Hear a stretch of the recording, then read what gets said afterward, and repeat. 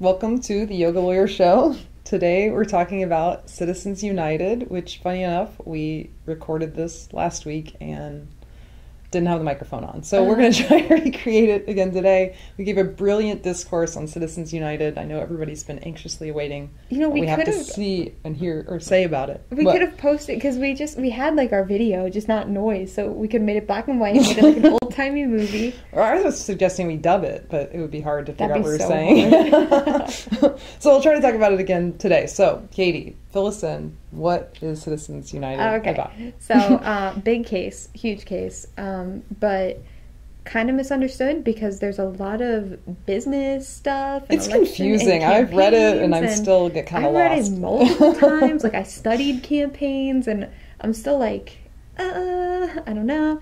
So basically, this company, Citizens United, they wanted to produce a documentary about Hillary Clinton called Hillary.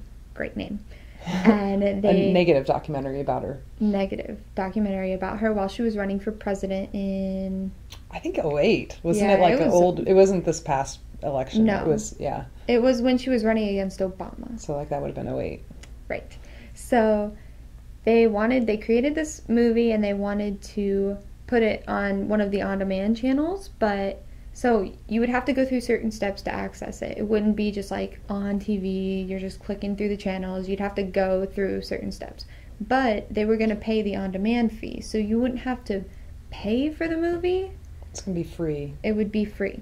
And the way what was the thing? A declaratory judgment. So they were afraid because there's this thing called the Bipartisan Campaign Reform Act, which John McCain was one of the sponsors of. That came out before this whole case, and it had certain provisions that limited corporation and unions' rights to funding certain types of political advertising, including things that were released close in time to an actual election. Right. So they had different standards between general elections and primary elections, but it was within a certain amount of days, and if the campaign, I guess if it reached a certain amount of people. So like, if we spent a bunch of money on an ad that was only going to be shown at our office, so it only reaches, 10 people, that wouldn't apply to that. But this would reach a lot of people because it was on television. So it basically, because of that, it invoked sort of these provisions which said they couldn't do it. And they sought a declaratory judgment. When you do that, it's a procedural way of having your rights declared before you break the law. If you say, we want to do this thing and we think the law is unconstitutional or otherwise invalid, you file a declaratory judgment so you can have your rights declared so that you don't have to break the law in order to find out whether the law is valid or not. So they sought declaratory judgment. I believe they lost at the lower court, and then it goes up to the Supremes, and they basically held that corporations do have a right to free speech, much like individuals. Are people. What did I write there? The basic holding was that political speech is indispensable to a democracy, and that includes corporate free speech. And they found that these provisions of the Bipartisan Campaign Reform Act were unconstitutional because they did limit corporate free speech. Oh, also, something else, because they use these big words that we don't use in like every day-to-day conversation. A corporation can be Kelly. Yes, I am a corporation. Well, my law firm is a corporation. So this is the point that you wanted to make. Yes. That this case might be good for small corporations. Right. The way that they did it before this was decided, you had to create a PAC, a political action committee, and then go through all of these different checks, which means you need a lot of money to create a PAC, to make any kind of campaign contribution or anything towards a campaign in the way that a PAC works. You have to have a certain amount of money. So like I wouldn't be able to like go and form a PAC, and so then that limits my speech as like a small company, whereas big companies aren't limited in the same way. So you could argue that this opinion might have been good for like the small corporation. But the backlash against it, and even like President Obama, I think I wrote down his quote after it came out, he said that it would... Oh, yeah, it was funny. Right after it came out, it was like a week after, he gave a State of the Union address. Yes, and the Supreme Court was sitting there, which they don't normally do for a State of the Union. But he said that this case would open the floodgates for special interests to spend without limits on politics, and you could see Justice Alito in the background He's like, going, "Not not true," like mouthing it, which that's kind of breaks decorum a little bit. I feel like that was the one where Ruth Bader Ginsburg might have fallen asleep to. There was one of them where she said that she had too many glasses of wine because she's the cutest person ever, and she was like dozing falling off. asleep. But and that remains to be seen. I mean, I think not the Ruth Bader Ginsburg part, but Obama's take that this would open the floodgate. I mean, it's been 10 years now, but what we do see is that there is maybe a problem with money in politics and corporate spending, and the influence that they can have on politics in general. But what we're also seeing is that maybe the way to combat that is with our pocketbooks, like we saw recently in Florida with Publix boycotts. I mean, whether you disagree or agree with what the boycotters were saying, they used their influence. And Publix now says, this was in the context of the Parkland shootings, which also happened near us in Florida, where the David Hogg and some of the other Parkland students were upset that Publix was donating money to an NRA supporting candidate, and so they boycotted Publix. And Publix came out and said, you know what, we're just going to stop contributing to campaigns altogether. So that meant they were going to stop contributing on both sides, which may not have been the result they were looking for, but I think that's an extremely fair and just result, because that's the whole point. We don't want corporations contributing to anybody, whether it's someone we agree with or not, because they're so heavily funded that they kind of ruin politics for all of us. Yeah, I mean, money wins elections. If you ever do the research, running for president, how much that costs.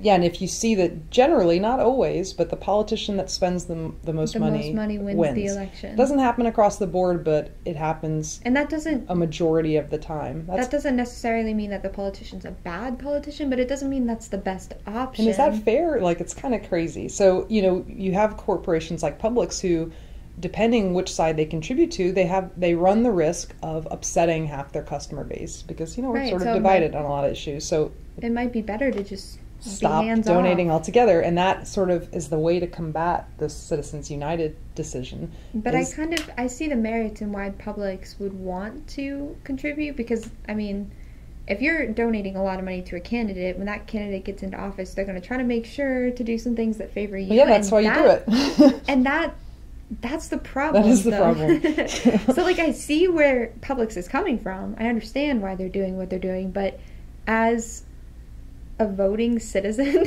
and consumer, kind of like, I think they did the right thing by saying they're not going to donate at all, and hopefully other corporations will follow suit, because they do run the risk with whatever political speech they make through their contributions. They run the risk of upsetting half their customer base, and if they don't want to lose business, maybe it makes more sense not to. Side fund note, David Hogg, and those kids, oh my gosh, they're our future. Well, they're making waves and making change, which is important, and they've got a lot of gusto, for lack of a better way to say it. Now, whether you agree with them or not, and it's what they're doing is important work, and I do think that this, what they did with Publix did end up being good for all of us, because now we see that Publix isn't going to be contributing anymore. Hopefully. They say. Well, they said they did, so hopefully not. So hopefully. But so that's what we wanted to say basically about Citizens United, was that, it does kind of, you could see Obama's point in that it kind of opens the floodgates. I don't know if it really has done that, but we do see that there's so much money in politics, and it hasn't gotten better. Like the candidates in Florida that are right now running for governor in the primaries, they're all, at least the Democratic candidates, most of them are billionaires, or at least millionaires. There's one that's not. It's I'm telling crazy. you, if you guys want to see some crazy numbers, just look up campaign finance, and it's insane. To run an ad, to run a 30-second ad at 2 o'clock in the morning on a not-so-great channel is still so expensive. So to run these ads like crazy, the way they were doing when Trump was running for president, I don't know. So, do we want that? Do we want our country to basically be, at the government's at the whim of the highest bidder, and whoever has the most money is going to have the most influence? That's not personally what I want, and I don't know what the answer is, but I do think, in light of decisions like Citizens United, we have an issue. Now, I'm not saying it was wrongly decided. Maybe it wasn't, but it does have repercussions, and the way that we can help fix those repercussions is with our own free speech as individuals and perhaps boycotting companies that we disagree with or just don't want them to be contributing money to political campaigns. And that would include unions. I wanted to mention that too. This opinion does apply not just to corporations, but also unions.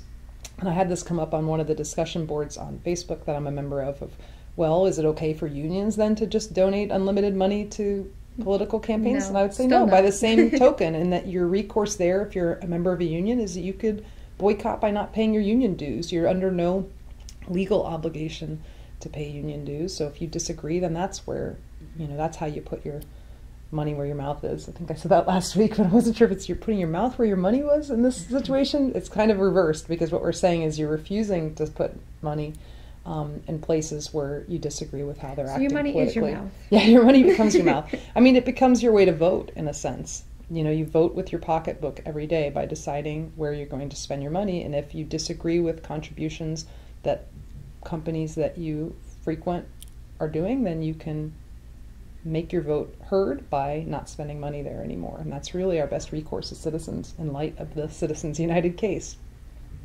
So we'll leave it at that. So comments, feedback, is there anything else, Katie? Yeah, Am I missing anything? I mean, I'm sure, because this case is so huge, so if you have a question, just yeah, let us know. So, it helps narrow our... Yeah, because this case, we could talk about it for an hour and Yeah. still not... We'd just be scratching the surface. You kind of have to have some knowledge of campaign laws or campaign finance laws. But yeah, if you have a question, just and make sure to subscribe. We're up to almost 130 subscribers. Let's get the number up. And feedback, comments. We always welcome comments on both sides, even those that disagree with us. We especially like those types. So we'll see you next time. Thank you for watching the Yoga Lawyer video.